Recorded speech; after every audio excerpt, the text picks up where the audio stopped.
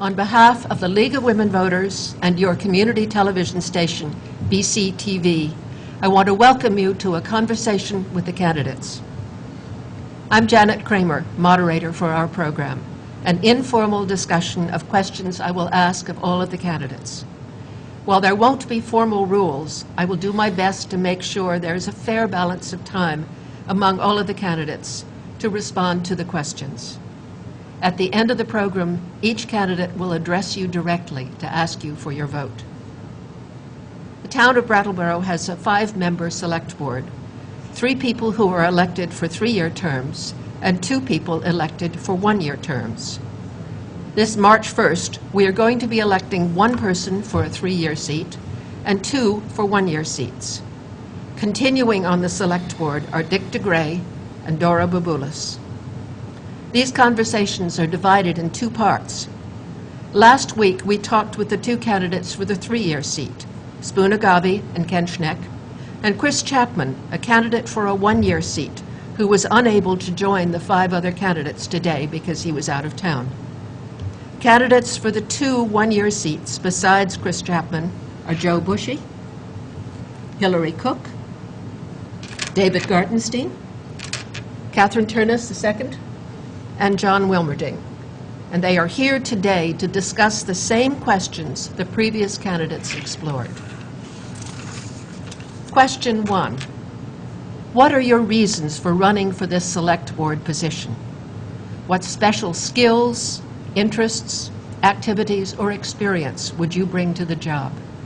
Joe, we're going to start with you, and we'll work down alphabetically. Thank you.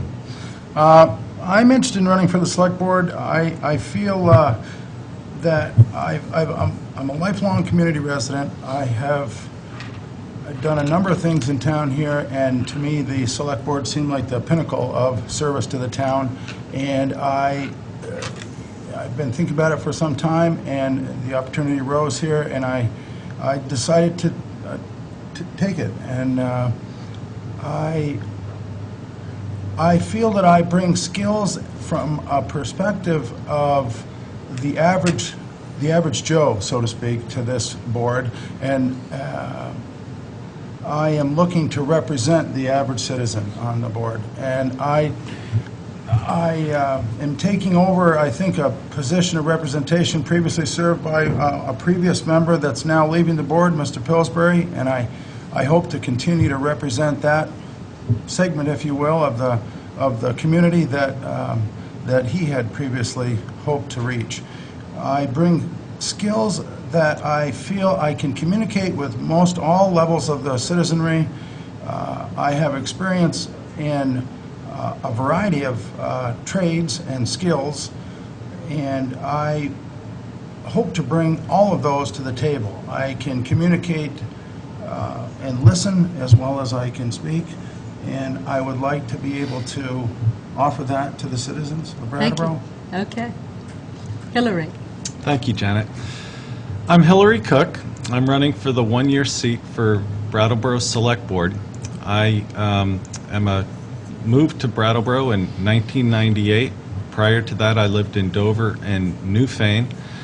Add it all up, I've been a resident of Windham County for over 30 years. It's with an emphasis in all things local that I'm running for Select Board. I can't think of anything that's more relevant than serving in a community, in a municipality, where we collect tax revenue and spend that tax revenue right here locally. It's very relevant. It's a great scale in which I know I could excel in.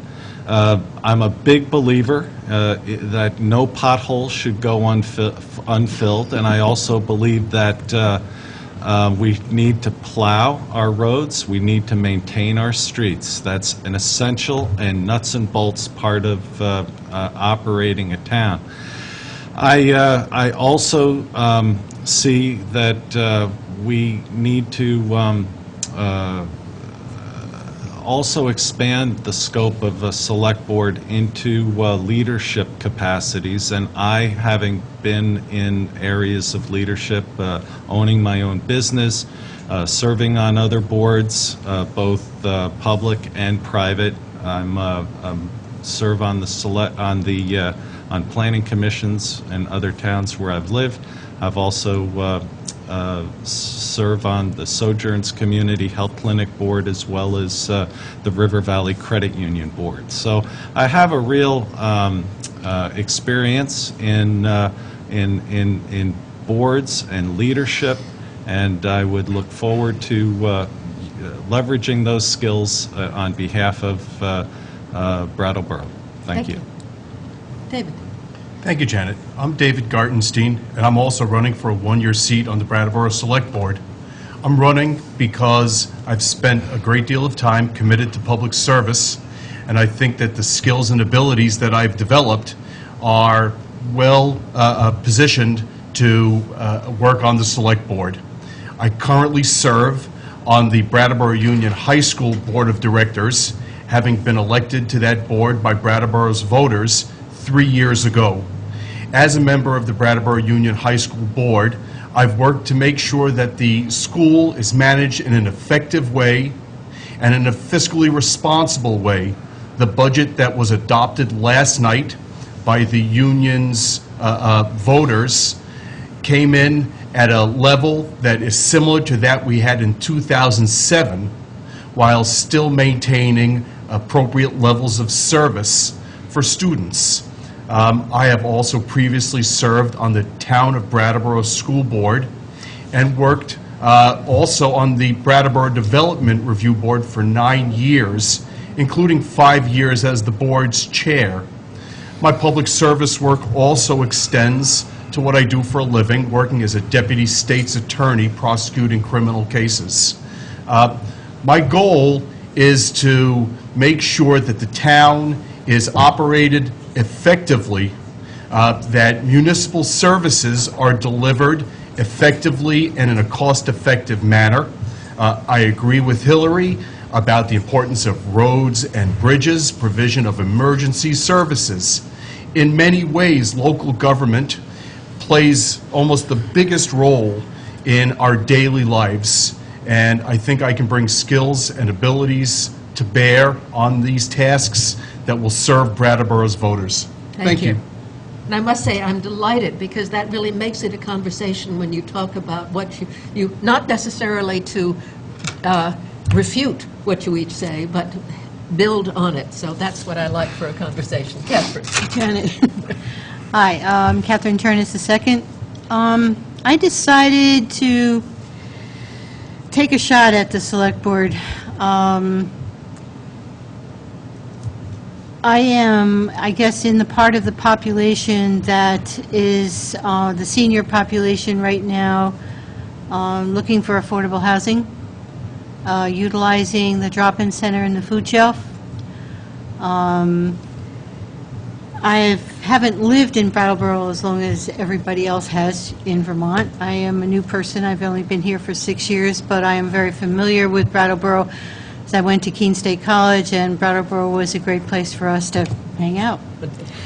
I have served as a town rep for District 2.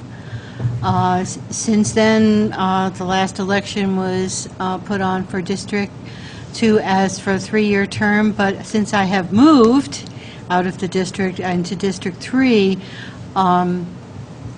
what can I say? I am no longer a town rep.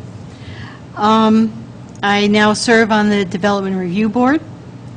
I have been on the Development Review Board as an alternative and alternate, and now I am a regular 3-year term.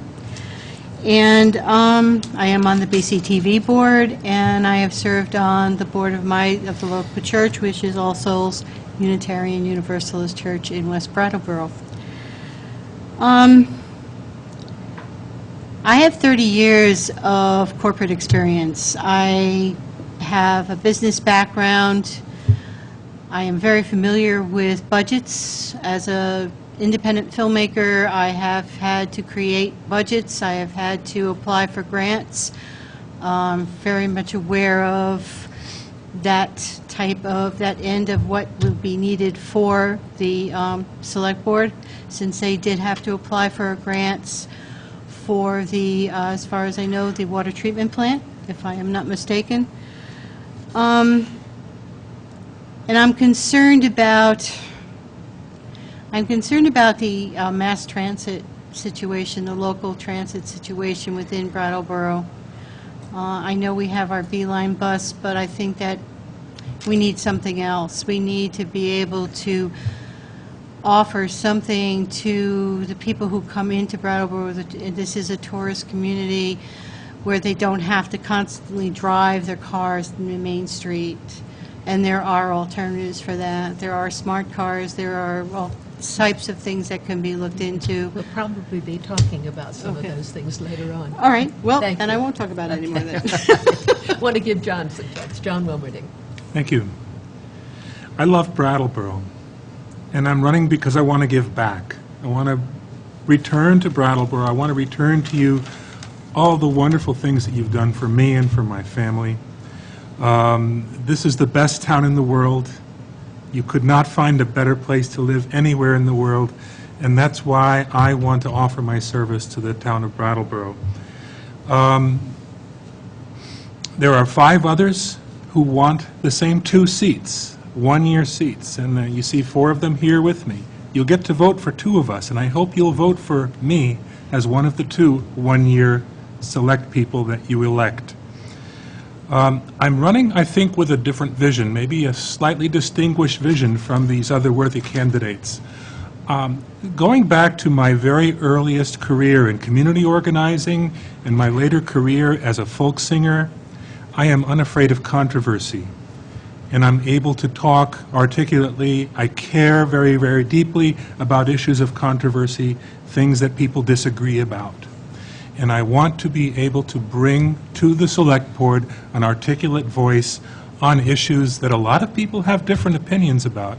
And I think I have a particularly good set of skills to do that. Some of you may remember that I was the lead organizer for the Windham County Community Reparative Board in 1995 through 1997. And I originally proposed the ideas behind what we now call the Brattleboro Community Center in a journal paper in 1996, which I wrote for a corrections journal called Community Justice Planning. In a nutshell, I want to talk about things that other people don't want to talk about, and I will want to do that with the other Select Board members if I'm elected, and I'll want to do that with you. Thank you very much. Second question. What were the most important issues dealt with this year by the Select Board? Do you agree with most of the decisions made by the current Select Board? Would you make other decisions, and why? And I'm trying to mix things up. I'm going to start with David, then Catherine, then Hillary, John, and Joe. Thank you, Janet. There have been a number of issues that have been decided this year by the Select Board that have had a real impact on the town. One primary issue that we dealt with was recycling and whether pay-as-you-throw would be adopted at last year's town meeting, and then how the town would follow up with that. I was pleased to see that money that was allocated at the town meeting towards that issue resulted in the hiring of recycling coordinators who've been able to provide us with better information about the waste stream that's being produced here in Brattleboro and how effectively to deal with that waste stream. Another primary issue that we dealt with this year was the reconstruction of the road of Route 5 all the way from Putney through to the south end of Brattleboro. All through that process, arrangements and accommodations needed to be made in order to keep local businesses open and keep traffic flowing appropriately. There was very effective coordination involving the board and the construction. Of course, there have been problems with the new traffic lights that were installed. The new traffic lights are not as pedestrian friendly as the previous lights. These are aspects of development that we need to work on going forward. Thank you. Catherine. Oh, okay. I would have to say the biggest thing for me as far as the Select Board concerned, what they voted down was the fluvial erosion ordinance that the Planning Board spent oh, God, it must have been at least a year of talking to state people, getting maps made to protect the whetstone. They deemed that it wasn't necessary. I disagree with that wholeheartedly. I think it was wrong. I think it was needed. The pay-as-you-throw issue, I was on one side of it in the beginning, of being not 100% against it, but eventually came to conclusion that it wasn't a bad thing. It's just that what happened as far as getting getting it voted on the ballot, and the Select Board decided they'd take it upon themselves to not follow a democratic process, but they had to anyway. They ended up doing so. I guess I think that's about it. So far, I think they've done a pretty good job. Hillary. Well, I'll agree with David Gartenstein as far as the pay-as-you-throw was a very sensitive topic, and one that I think everyone had a specific opinion either for or against. I took my lumps that day, as I'm a town meeting rep too. I voted in favor of pay-as-you-throw, but I think what was put in place was also very effective, and I really think that many people in town were instrumental in shepherding and putting together an effective piece of business. One of the things that I think was essential is that we do have staff who can effectively manage our waste, the content of our waste stream, and I think that can also and will be an effective way to manage our solid waste. Main Street as well, these are the ones I was thinking of too. I will wait until the traffic light situation, I'm going to wait until the state hands off and says, Brattleboro, here's your finished product. I'll wait until then to make any sort of judgment on whether the lights are working or not. I've had time to think about this, waiting 20 minutes at a light coming out of 142 into the junction. I've had time to think about that, as I'm sure many of you have also. So those are important. The other ones just to are that the board has also been effective, though, in shepherding and finishing projects that were already in place before. That's an important part of the function of a board, is not just getting projects started, but getting them finished. Tri-Park, for one, and the sewer plant, moving that along, I think, is important too. Thank you. John. Well, I think the traffic arms are pretty ugly, and I think a lot of other people do too. I'm disturbed that they have changed Brattleboro's aesthetic. But I do recognize that the whole approach to improving the traffic flow through Brattleboro is very, very necessary, that we give attention to it.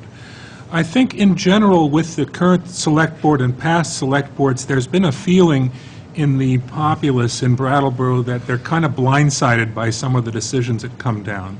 People get taken aback and surprised, and they feel like they haven't been heard well enough.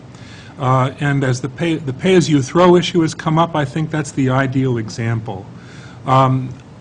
Government these days is coming under increasing austerity, which means there's less and less money to spend and more things to spend it for. And one of the things I think our local government did, and wrongly so, was decide to eliminate a service, trash collection.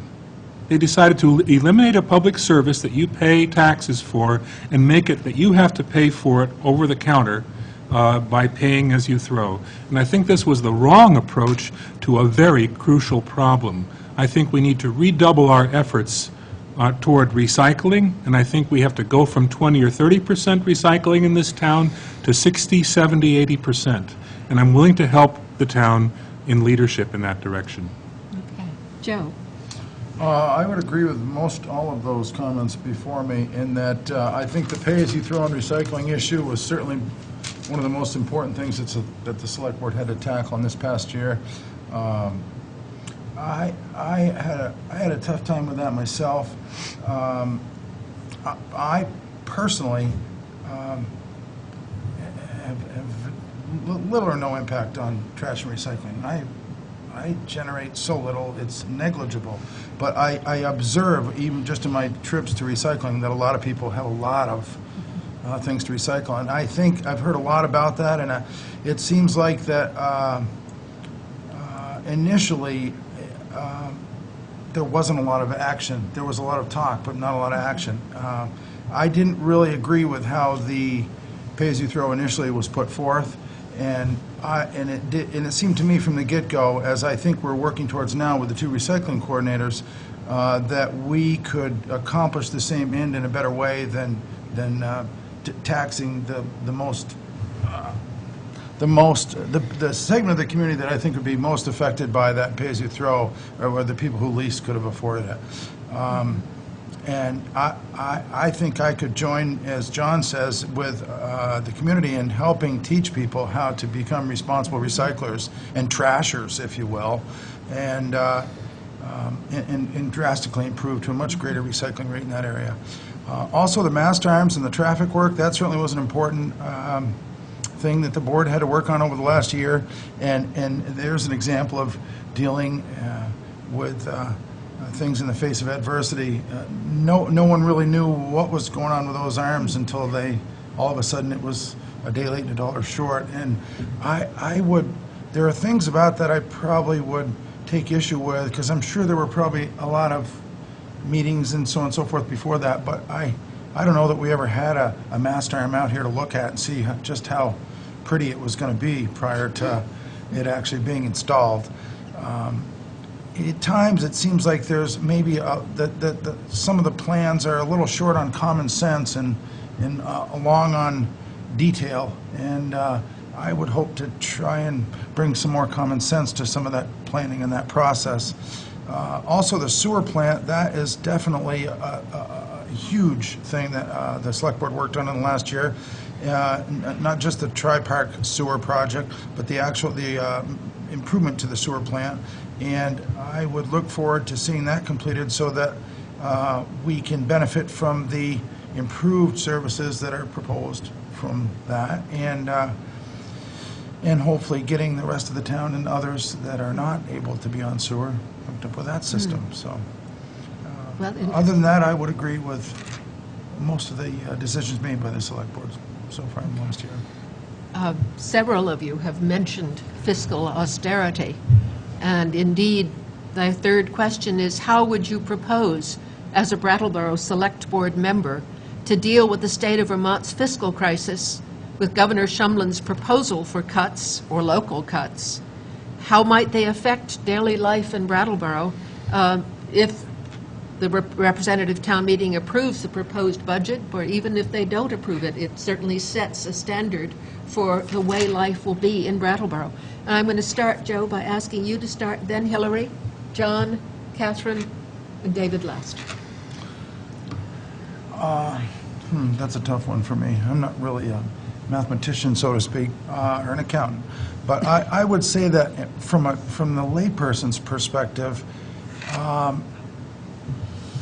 we have to learn how to do, this sounds like an oxymoron perhaps, but we have to learn how to do more with less. Everyone else in the universe seems to be having to adapt to that right now, and regardless of their level, and somehow I think it somehow needs to take everyone adjusting their threshold of what they feel they're entitled to, or they deserve, if you will. Granted, no one wants to give up recycling or, trash or any of those things, but I think it's imperative upon all of us that we figure out where we can give something, because it's like there's a barrel out there on the floor and everyone's wanting to take out of it, and sooner or later it's going to be empty, and it's been getting less and less put into it as time goes on, and yet we're needing to take more and more out of it, and those two lines Yeah, can't. well, as I talk about daily life in Brattleboro, one of the cuts that has been mentioned to me is the effect of shortened hours at the library. Right. Because this affects people who need to use the library for computer use. And I just bring that out as an example, because that's the kind of thing I'm trying to get at with the question. Right. Yeah, I'm not sure I agree with the shortened hours at the library. I think the library is a vital resource to all those who use it. And, you know, there were a number of the budget cuts that were made that I didn't agree with. There were positions that were cut that I didn't necessarily agree with, and then other positions were picked up that it just didn't seem to reconcile. I'd have to listen to the advice of others to see what the recommendations were as to how to balance that. Hillary? Thank you. The taxpayer of Brattleboro has little or any capacity to absorb additional taxes. That, I think, we're all struggling, and we're all in this together. You mentioned the library as one area that's been, the hours have been curtailed. That is a magnet. That's a very important asset for many people in town. And but the money's got to come from somewhere, from roads, you know, from other areas of public works maintenance. I'm inclined to think that we're probably as lean as we can be there. Look at each line item. Look at each department. Where do we spend most of the money? Most of the money is spent in salaries, in wages, and also, not to be ignored, is healthcare expenses. An area that I think I could contribute if I was asked. I'm in the health, I design health plans for companies in the tri-state region here. If asked, I would be pleased to lend my expertise to help with some of the expenses that we can find, where we can save, so that we can continue to maintain services here, all essential services in Brattleboro. John? I like what Joe said about asking more what you can do for Brattleboro. It reminds me of John F. Kennedy's inaugural speech. My wife Carmen will tell you I'm the type of person who, when we're walking down the street, will stop and pick up litter and carry it to the next litter basket. I think that we all have to look for what we can do for our community, and we can all do more, and we all have to do more. I do think that we're moving into a period of greater and greater fiscal austerity. I mean, it's a no-brainer when the dollar is worth so much less now than it once was. It buys so much less, everything's getting more and more expensive. I think what I bring to the table and what I offer the Select Board and offer you as a part of your government is my training as a Master of Business Administration. I graduated from Binghamton University in 1981. I have experience running organizations with multi-million-dollar budgets. I'm a fundraiser by background as well. I was previously certified by the National Society of Fundraising Executives and have raised tens of millions of dollars for different organizations, many of them small grassroots organizations. And I have graduate level courses in accounting as part of my MBA training, which should help me pore over the books. Look at all the books in Brattleboro. Understand where the money is being spent, and try to study it and analyze it and figure out where we can spend less. Okay. Catherine? Okay. I guess in retrospect, agree with Joe 100%. I mean, both he and I serve on the DRB as volunteers. That's a Development Review Review Board? Board. I'm sorry. Oh, Development okay. Review Board as a volunteer. It's not fair to our listeners not to tell them what those things mean. Oops, sorry. Okay. And I have been behind the camera on BCTV shooting the planning board meetings, which are volunteers. There is so much that could happen in our community that people can get involved in, that it just doesn't require payment, other than satisfaction, personal satisfaction, that this is what I can do for my community. I am a member of Safe and Green. I am very concerned about the environment in Brattleboro and the protection of the environment. I guess I would have to say that I would have to look at each line item and, as Hillary said, and see where it's necessary, if necessary, to cut. And being a person who is now on a list for affordable housing, which we don't have a whole lot of, and the fact that I use the drop-in center and the food shelf because I need to be able to eat, I think it's time that we take a look at that end of the community and what these people are dealing with on a daily basis. And if any cuts that are made are going to injure them even further than they already are, then I think we better take another look at it. So if I can interpret, what you're saying is that as a select board member, you really would look at the quality of life Absolutely. affected by the cuts as much as the money. Absolutely. And I think that's what I've heard from a lot of you. David? Difficult economic times require difficult decisions, and sometimes politicians will promise you anything, and it's really very refreshing to hear everybody who's been at the table here addressing this question, explaining that difficult decisions need to be made. I think back to a period of time a number of years ago when expenditures on the capital plant, on roads, and other investments had been deferred so that our roads were deteriorating, and one of the candidates made his way to town meeting and got a flat on the way up past the hospital. That is a perfect example of the way in which deferring necessary expenditures can impact our daily lives.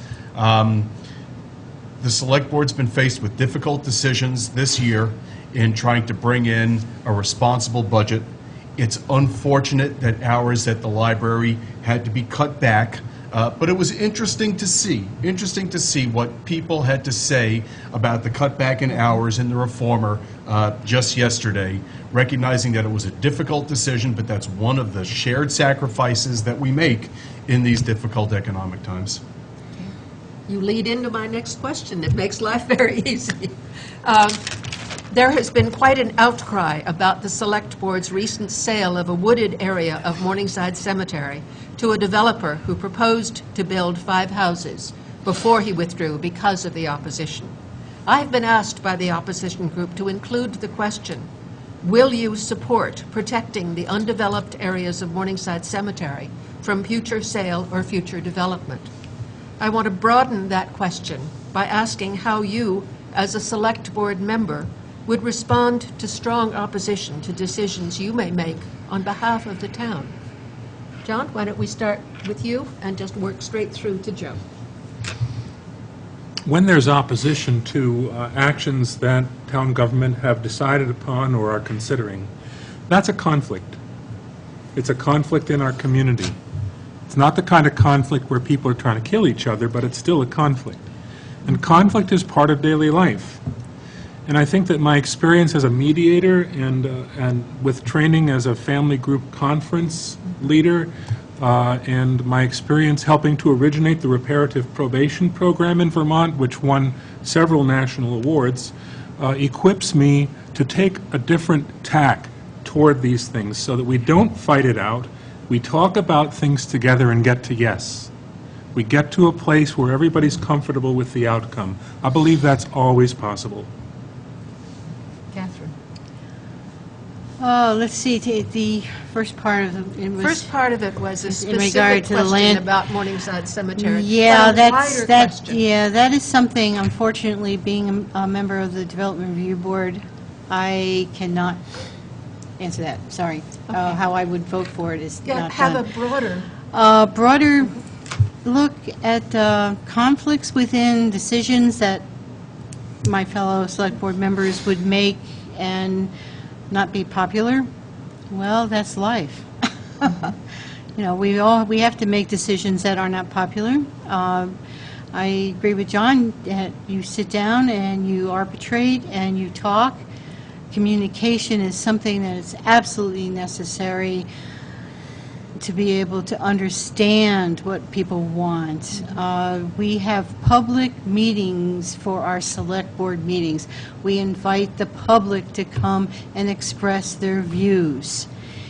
If the public does not show up, then it's a little difficult for the Select Board to get their views without them being here, and I think that's very important, and that should be part of whatever decision that they make. thank you. David? Land development and preservation of open space are things that yield and lead to tension in our community. I sat on the Development Review Board for 9 years, and we saw a number of instances where efforts were being made to develop properties, and there was opposition to those efforts based upon the goal of preserving land. Affordable housing and development of affordable housing also is and should be a priority in our community. I think that we should be trying to preserve open space to the extent possible, while also making room for reasonable development that doesn't adversely impact the values of the community and the lives of the people here in Brattleboro. It's very important to listen responsibly and respectfully to the views of others, because it's only by having a full dialogue and hearing everybody's views that we can make fully informed decisions. I think that's one of the most important ways to respond to opposition. Listening respectfully, considering all opposing views, and then making decisions that are in the public interest. Hillary? A little background. At the age of 25, I chaired the Dover Planning Commission in Dover, Vermont, at a time when there was enormous development going on. And I represented the town in front of Act 250, representing the town's best interest. My experience with development and with negotiation in general is that people have a great deal more that they are in alignment with, that they are in accord with, than what divides them. And finding that common element, finding what people can agree on, is the most important and the most effective way of managing negotiation, managing people, and so I have a great deal of background in this area. I can only emphasize how important it is that people do find what common elements they can agree on, and then work to see what differences can be resolved. Thank you. Cheryl? Thank you.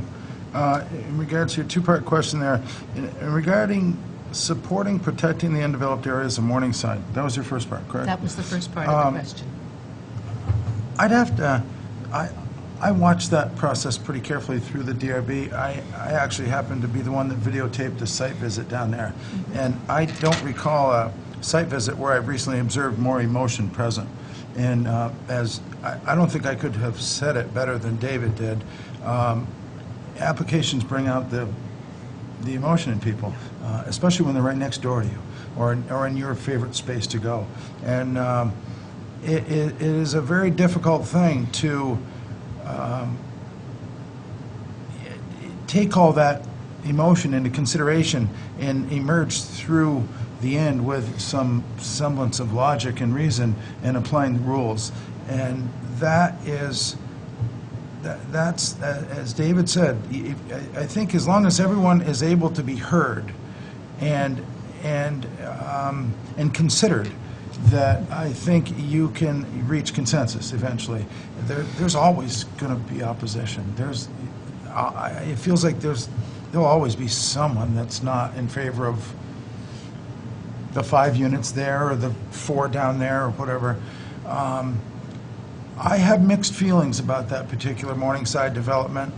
I watched that go through for a while, and it didn't seem as though it raised a serious flag until quite late in the game. So to answer the question, will I support protecting undeveloped areas, I'd want to know more specifically what areas and how they got that way and what's further to that. The broader question is the issue of, as an elected representative, dealing with the conflict. And I think you have all responded well to that. Do you have anything more you want to add, Joe? No, not really. I agree with all the others before me. I think it's necessary to hear everyone's input, and I think that is where a lot of times we've run into problems. Is whether it's I don't think it's easy to place blame in any one area. I just think people in general in the community need to pay attention. They need to become more involved, whether it's reading the paper or reading Brattleboro or listening to their neighbors. They need to get more involved earlier. And not a day late and a dollar short. And I know that's easier said than done, but I think a lot of these issues probably have raised some people's level of awareness and paying attention to a greater degree. So now you're going to each of you have an opportunity to make sure you get the voters involved with your candidacies. Since we started with Joe, I'm going to start with John and work down this way. Each candidate will have 1.5 minutes to ask you directly for your vote. So I'll ask you for your vote. Please. I think I'll be a good selectman. And I want to know what you think. Most importantly, I want to listen to you, and I want to hear what you have to say. And as I said at the beginning, I think I distinguished myself in this campaign by being unafraid of controversy. And I'm going to start right out by saying I think Vermont Yankee needs to be closed. And I think we in Brattleboro need to speak very directly to this question. It is something we can't tolerate any longer. I've always been an anti-nuclear activist. For the past few years, I've run an emergency alert list among anti-nuclear activists, and I want to see that nuke closed down. I also believe, and this is not uncontroversial here in this community, that we should welcome diversity in our community. We need to welcome and encourage people of many races and nationalities and religions in Brattleboro. Our whitest state in the Union status is nothing to be proud of. I think that we, as government, need to move aggressively in the area of recycling and taking care of our environment. We need to do a massive public education campaign on recycling and get our recycling rates more than doubled. We really need to do this. And again, in April, when they start enforcing these laws, the people in Brattleboro are going to feel like they've been blindsided. Why am I all of a sudden having to get tickets and paying fines because I'm not recycling? This is predictable, and it's going to be after this election, so those of us who are elected are going to have to deal with that. We have to prepare Brattleboro to really bite the bullet on its solid waste issues. And I believe that we have to level fund our government and reduce spending by attrition wherever possible, and study very, very carefully where further savings can be realized. In terms of property taxes, I think property taxes are too high. Assessments need to be accomplished uniformly and professionally, and should be conservative so that properties are not overvalued for tax purposes. And with those bits of information, I'd just like to close by saying, all of you who have supported me until now, thank you very, very much for your support. Now I'll see you at the polls on March 1st. Catherine. Yeah, I'd like your vote. I would say, given my participation in town and the cultural affairs here, my personal experience with limited income and surviving, I believe that I will bring an important voice to the deliberations of the Select Board. I agree with John. I think the new plan has to go. I am a member of Safe and Green. We have been working on that for quite a while. I am really concerned about, I really am concerned about the quality of life in Brattleboro. I would like change to happen. I know that we give the illusion that Brattleboro, in some extent, is a liberal community, but it has a very strong conservative element here that needs to be, I think, challenged. And I would like to be one of the people that challenge it. Thank you, Catherine. David? Janet, I'd like to thank you for organizing this forum, and I'd like to thank the League of Women Voters. I'd also like to thank each of my fellow candidates who are here today and were here last week. I think that on March 1st, Brattleboro's voters will have a good range of choices from which to elect the new members of the Brattleboro Selectboard.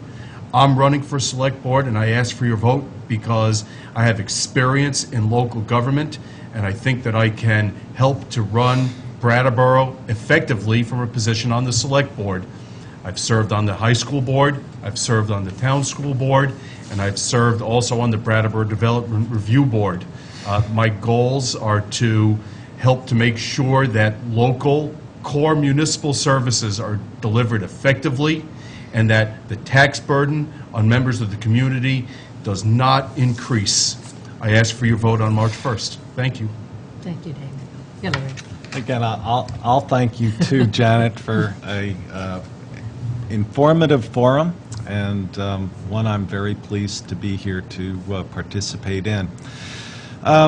As I mentioned, I'm a 30-year resident to Windham County, so Brattleboro to me has either been home or it's been my hub. It's been my place to come for all kinds of activities and work and fun. It's home. I've served as a town meeting rep for the last several years, and so I've gained an understanding about the budgetary constraints, the budgetary challenges that we face in Brattleboro. And I can assure you that I will be a diligent custodian of your tax dollar. I'm sensitive to the needs of downtown. In these times of significant economic challenges, I consider downtown Brattleboro to be a success.